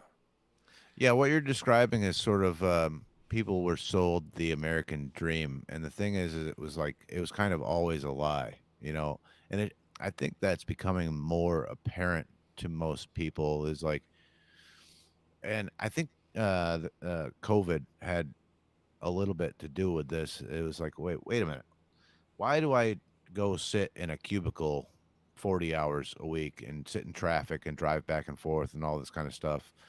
Like with all that COVID stuff, people were working from home, and they're like, no, I can just do this from home. I can do this from anywhere on the planet. I don't have to go into the office. Obviously, I've been home for the past 6 months or a year, and it's been fine. So, and some people got laid off or lost their jobs, and they had to go figure out something more creative or downsize, or go drag a tiny home onto a piece of land in the country for cheap, or whatever, and just find another way of doing it.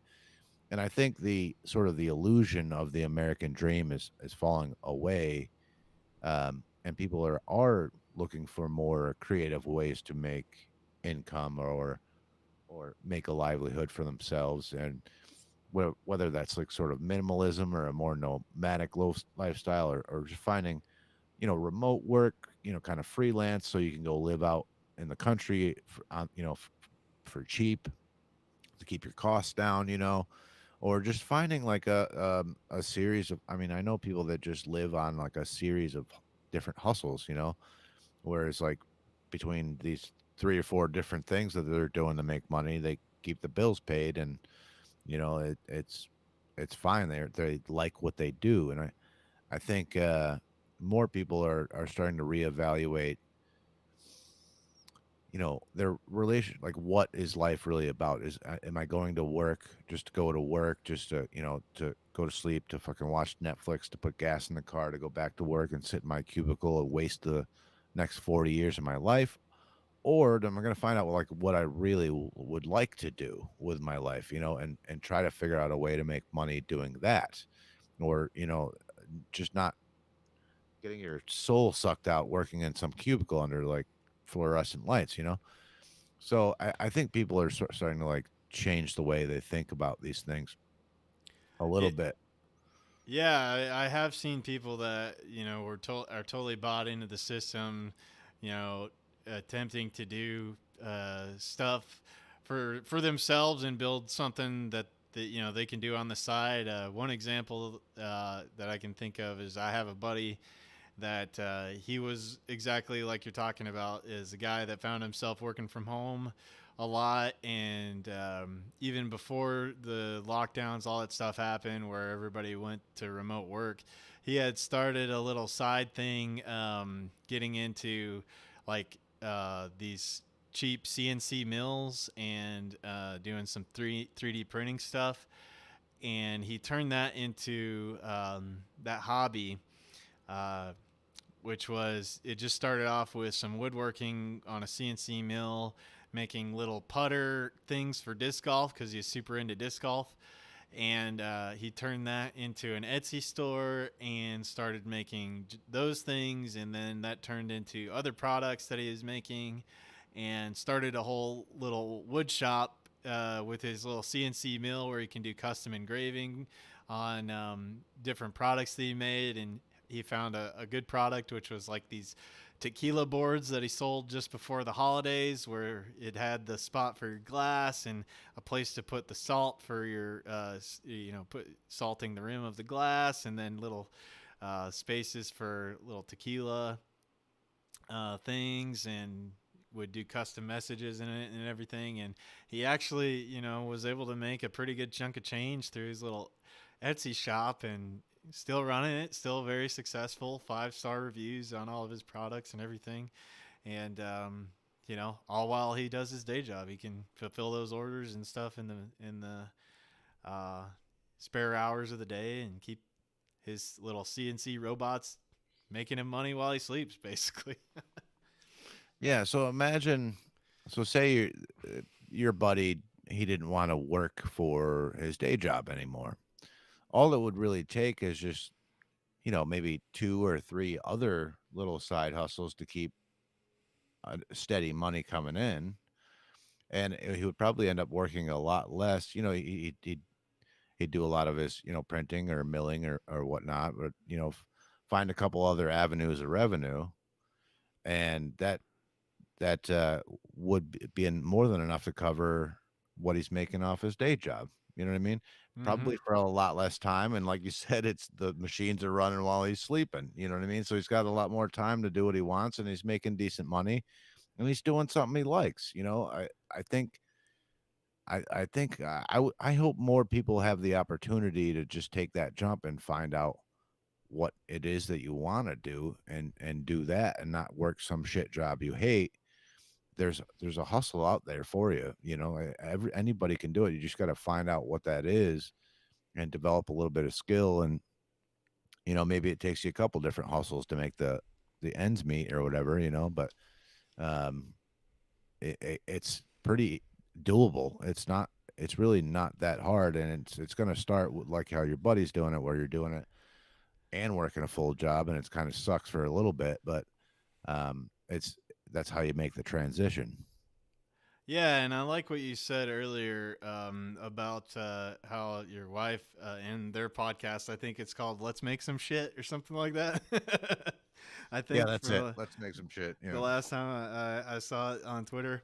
And what I do love about what you explained there is that they are sharing what worked and what didn't work, and their experiences. And I think that is like you're saying, it is a hurdle for a lot of people. It's like, are people gonna judge me on this thing that I'm making and it doesn't turn out very good and all that kind of stuff? But like you said, you don't learn until you do try something and you're not so good at it. And just like when you learned how to walk as a child, you don't just try to take your first steps and fall and cry and then never try to take any steps again. You just keep going. So I that's something that I like to share as well, is like, you're gonna look like an idiot, you're gonna look weird, you're gonna look awkward in the beginning. Especially doing my podcast here, I was super awkward.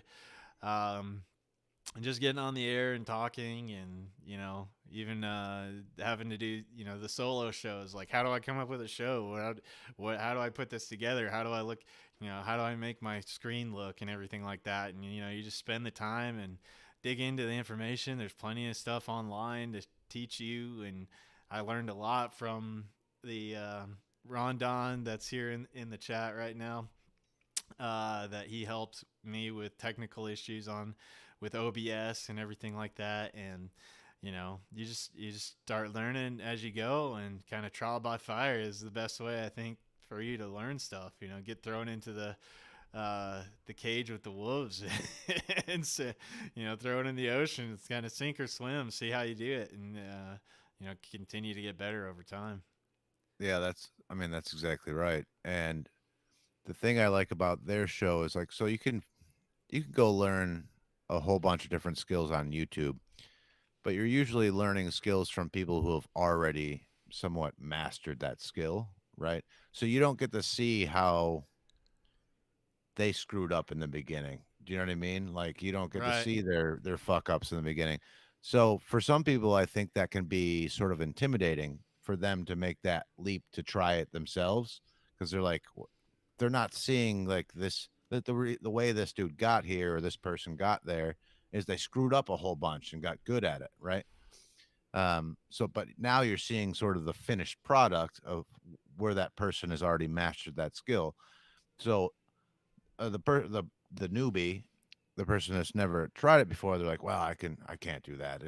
That he makes it look amazing. I can never do that. And so having like a podcast like my ladies, now they're very skilled at several things, and they teach that kind of stuff too, but they'll try new stuff and be like, this we tried this is this whole batch or whatever got fucked up and we don't know what we did. I think it was this. We're gonna adjust this or whatever the thing, and like try it out differently this time. And you get to see a like a you know sort of a beginner's mind, almost like a them trying to do it like just like a regular person trying something new. That you get to see the process. And I think that's important in making more people comfortable with, like, just making a leap to try something new or learn something new. Just getting over that initial hurdle of, I'm gonna fuck this up. And yes, you are, that's gonna happen, but it's totally fine. Like, just try it again. That's how you get good. So Yeah, yeah, and so the whole reason I got into doing the podcast and everything was because I started a blog, what was originally Steam It, and forked into the Hive blog now, and the whole community here. I started doing that and just sharing the things that I was learning and going through, and I kind of always had in my head uh, that it would be good to document some of these projects that I was working on, and write them out in kind of an instructional format, so that it's basically the ethos of open source. I created this thing and here's the instruction set. Now take my thing and make it better. And it's that philosophy, I guess, of the open source philosophy, which does cause a lot of innovation to happen, I believe. Where you would have like a team at a company doing research and development, and all these resources are getting poured into that, research and development. And well, now you have, the entire minds of just, distributed across the internet that can look at this one research and development project and, go a ton of different ways with it and iterate the design and make changes and do all kinds of different tweaks and stuff with that, and really push the technology further and further ahead, like faster than any one team could do inside of a company. Yeah, no, it's crowdsourcing knowledge. It's I think that's responsible for a lot of the innovation that we see, and absent sort of this regime of intellectual property, we would see a lot more of that, and we could be so much further than we are now. But no, that's peer to peer learning. That's my favorite thing, and it also sort of whittles away the what they call the cult of the expert, right? Where it's like, no, anybody can kind of learn this, and we can kind of learn from each other and learn from each other's mistakes or improve on other people's work, and we don't necessarily need institutions of experts to dictate to us what is good, what works and what is truth, or what is the best method for whatever the thing. We can find this information ourselves, and it's with these days it's easier than it ever has been in human history. So um, yeah, no, I'm with you on the open source thing. Absolutely. So, talking about just some other stuff that's going on. 2022 has been kind of a crazy year in the world, and lots of chaos, it seems, and the chaos will continue into the future, I believe. What are some things that you've got planned for next year? Maybe some things that you'd like to get accomplished, some goals of yours. Oh, well, simple stuff. We talked about the guerrilla gardening. I'm doing a lot of that this coming year. We're going to do some more homeless outreach. Trying to expand the business all the time. But it's the stuff around the homestead. I'm always expanding everything a little bit every year. So I'm going to build a bigger chicken run over the winter. I'm going to extend the gardens a little bit. Um, I'm planting a lot more trees. This last fall and this coming spring. Um, it's a war of inches on the homestead. I'm just expanding what I already have. I'm not building anything new necessarily, but just expanding what I already have just a little bit more, and I do that every year. So um, that's about it. Okay. What type of trees are you looking to plant? You have any kind of like more fruit trees or Mostly fruit trees. Yeah, yeah. okay. I've been trying my hand at um, learning how to propagate from cuttings. I've been doing a lot more of that, trying my hand at that. So we've been propagating elderberries and figs and blackberries and stuff like that, just from cuttings that we've either trimmed here at the homestead or trimmed, in our foraging.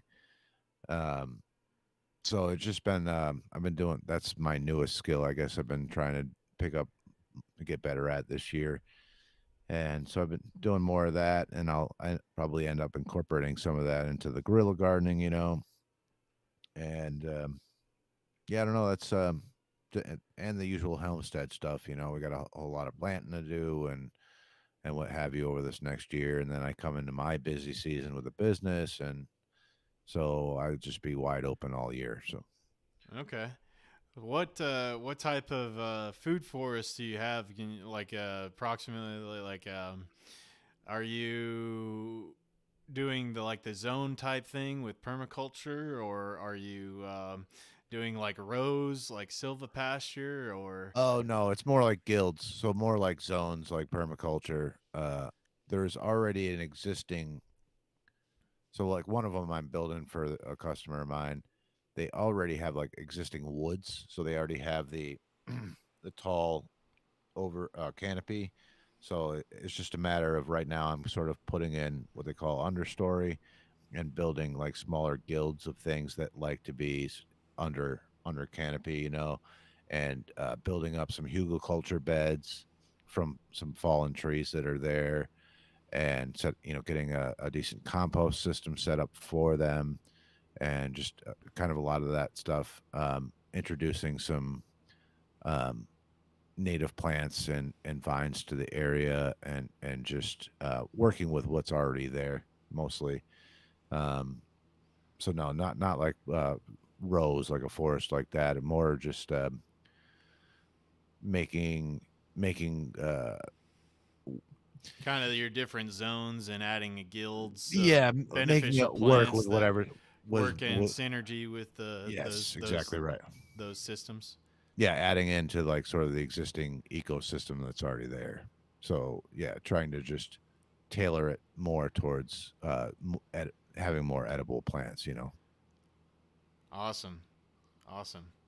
Yeah, that's one of the things that I picked up from a podcast recently. Nick Ferguson. I don't know if you've heard of him, but he did a really good rundown on the systems that he's created for himself in using these fodder trees. They're like trees like hybrid willow, hybrid poplar, and white mulberry. And you can use those for feed, especially for rabbits, as a supplemental feed source for rabbits. And he's got this whole nice little inter-operating system where the rabbit poop falls into a compost system, and you can create like black soldier fly larvae out of that, or have vermicomposting happening in there that helps break down all the stuff in the rabbit poop and everything.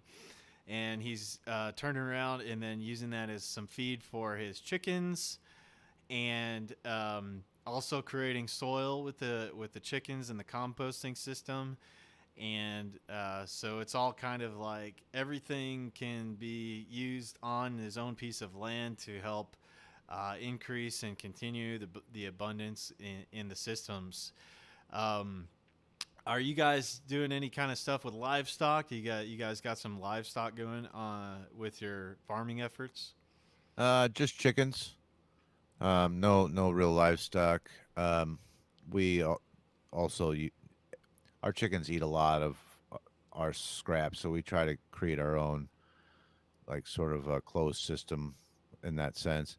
Feed them the scraps from our veggies and the plants from the garden and whatnot, and then the chicken poop, all that kind of just goes into either our compost or into the gardens. We also have like a worm composting set up here. So a lot of the I've got uh, 5 or 6 different ways to compost things around here. My chickens do it for me. We have a bunch of worm bins that we add some stuff to there, and I've got a series of compost bins for different stages of decomposition. So we make a lot of use of um, our waste, or at least our organic waste, um, around here. It all ends up back in the garden at some point. Wow. So yeah, he was also explaining in there like a couple of different ways of making money. You know, having these systems, where he was talking about selling. You know, you can sell the worms as bait.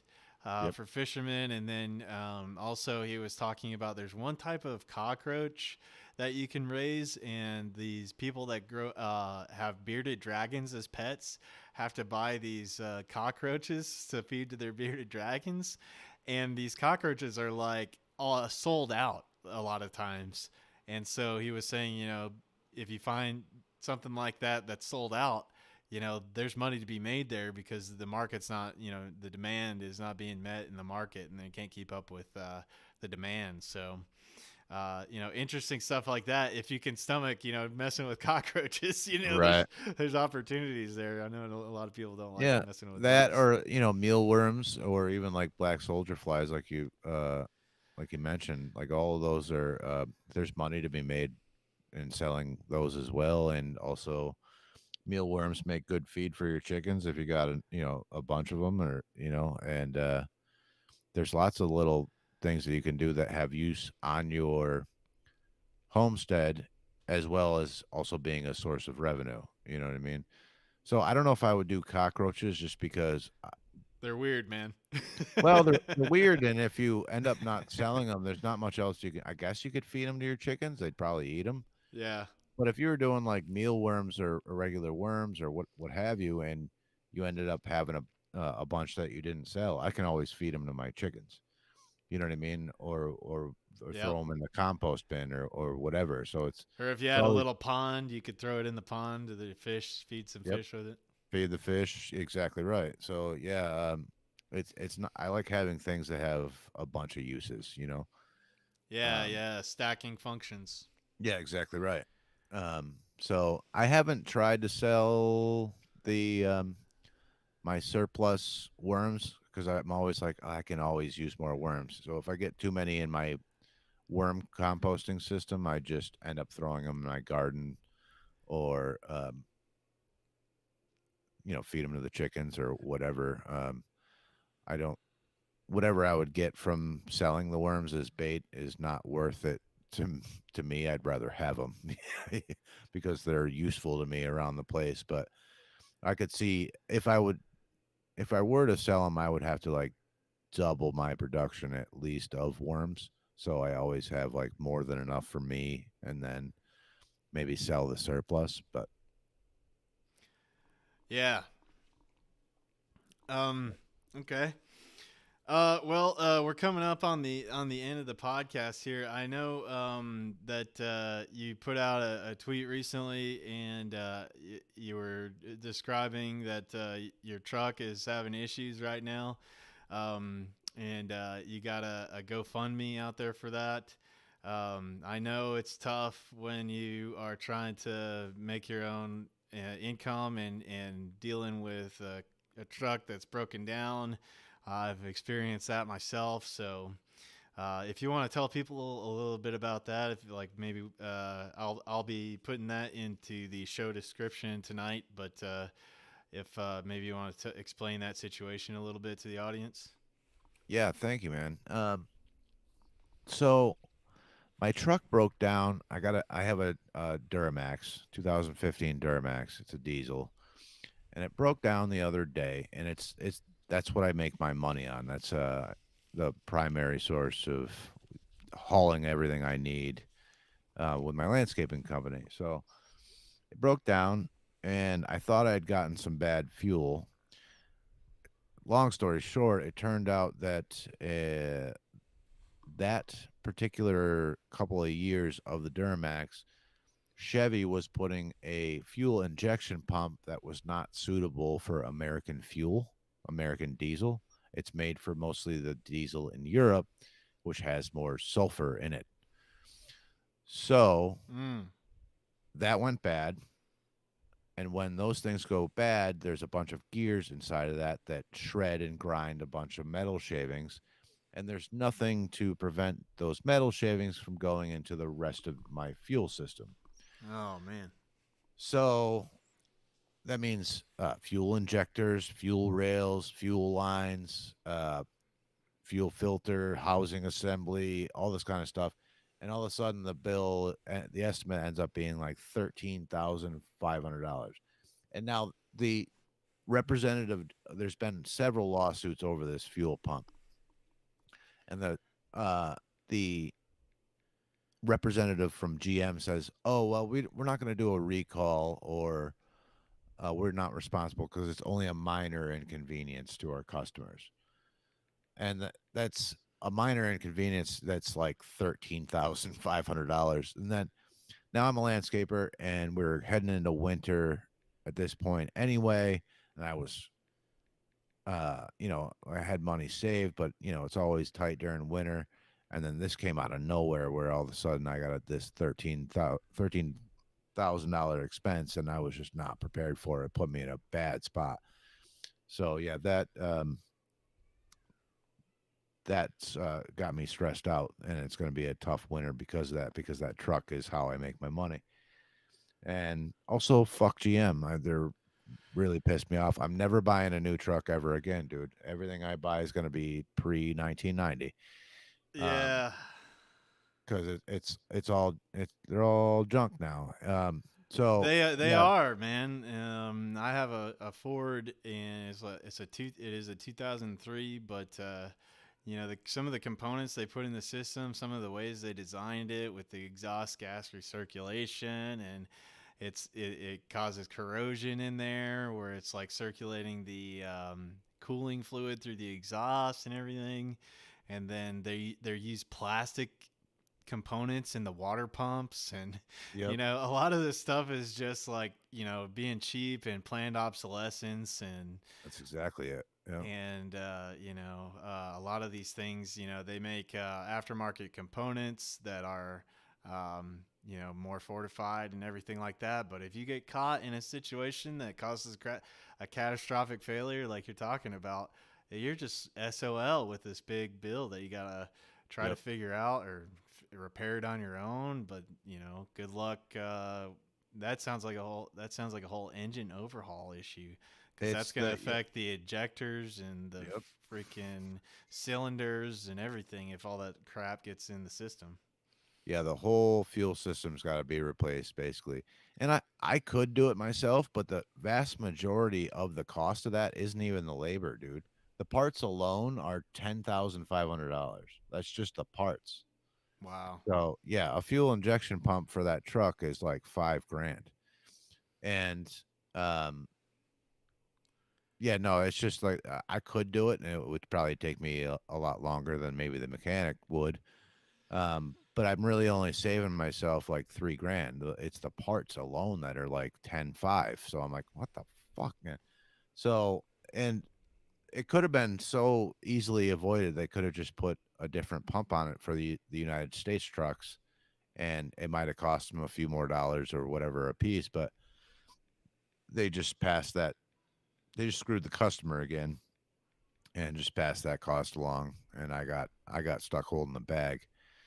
And yeah, you're right. I mean, I might find out that it might be even more than that, because I might find out after we overhaul the fuel system that we got to rebuild. I got to rebuild the motor. So who knows? Who knows really? So it fucking screwed me. So um, yeah, thank you for letting me give that spiel. But um, no, I've been really stressed, and it's been taking a fucking toll on me, and it's going to be a hard winter because of it. Yeah, and a truck is a difficult, especially a diesel truck that can haul everything you need to haul and everything. I mean, those are hard to replace. They're becoming rare, especially the older trucks that you know the older diesels, like you said. The newer ones have all this crazy computer systems on them that are just insane, and the repairs are difficult. You got to run the def in them and all that. If you got an older diesel that, I mean, they got the torque that you need to haul some gear with you and everything. I mean, they're just tough to replace. Yeah. Yeah, I know it. I know it. I'm never buying a new one again. I'll tell you that right now. But it's going to be the older ones every time, because yeah, it's all the electronic shit in the computer and all the sensors and whatnot, but also all the parts are just so much cheaper, like lower quality. I mean, not cheaper. They're not any less expensive. They're just lower quality than they used to be. They're not as durable. Um, so yeah, it's been a tough year, and it was like a week before Christmas that I got hit with this too. So it sucked, but yeah, if I anybody can send a few bucks my way, I'd appreciate it. So I posted the GoFundMe link there in the chat room. If you guys, have something to spare, if you can help a brother out, Sek's a great guy, and if you've ever been in a position where you've got a vehicle that you rely on for your income go down, then you can have some empathy here. But yeah, Well, thank you. man. I appreciate that. But yeah, man. I appreciate you coming on the show with me tonight.